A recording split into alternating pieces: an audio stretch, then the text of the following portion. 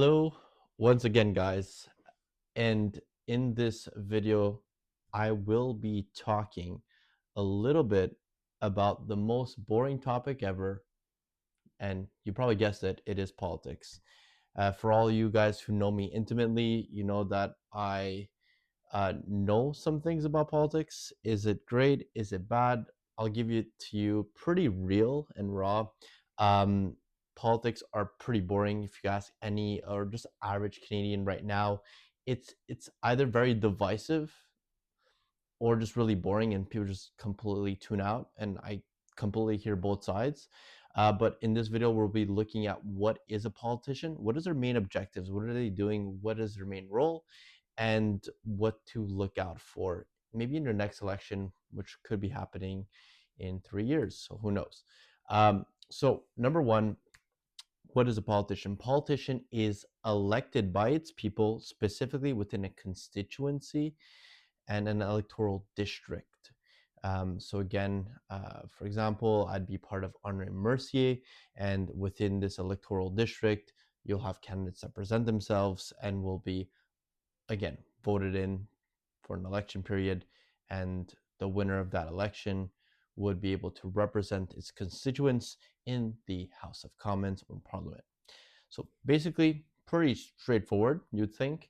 But one of the main concerns that a lot of people have, including myself, is who are we actually voting in? And the main concern of why I asked this question is the record number of floor crossings that happen. And regardless of what side you're on, my main predicament is the fact that you could be voting for somebody and not knowing who you're actually voting for. And it's not to say that we need to have an intimate connection with them. We need to, you know, see or verify their soul, maybe do a tarot reading or some sort. None of that.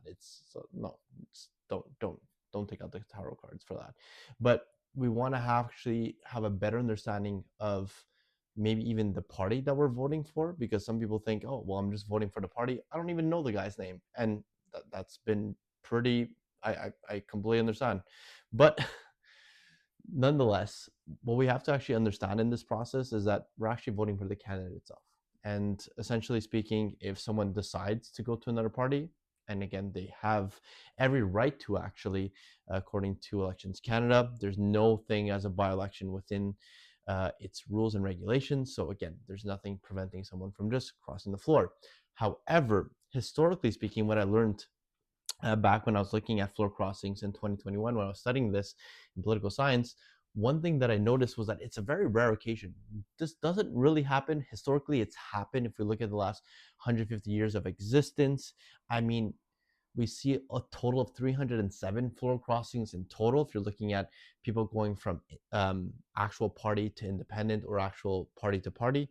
But I this is my personal opinion, I respect more people who go from a party to an independent, and at least you're at least neutral. You know, you've you have disassociated yourself from the party. We understand that you don't maybe trust in the leadership, and that's completely fair.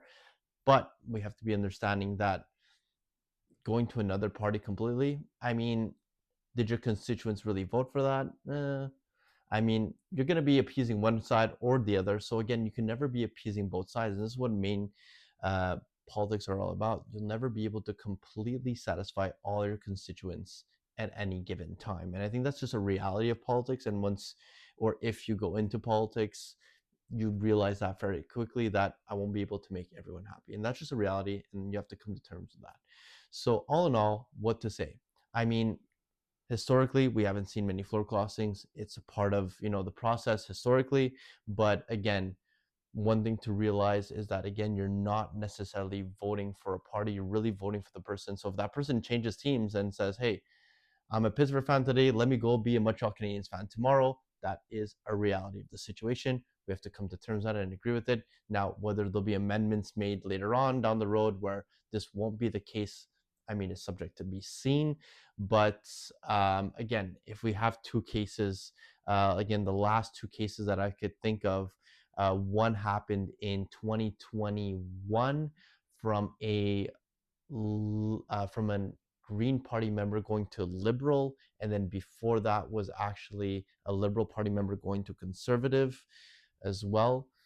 So again, these things do happen again in relative terms, but again, we've seen record numbers of it. So I wanted to make this video to really remind people again, when you're going to the ballot box, you're not just checking for a party, you actually are checking for the person.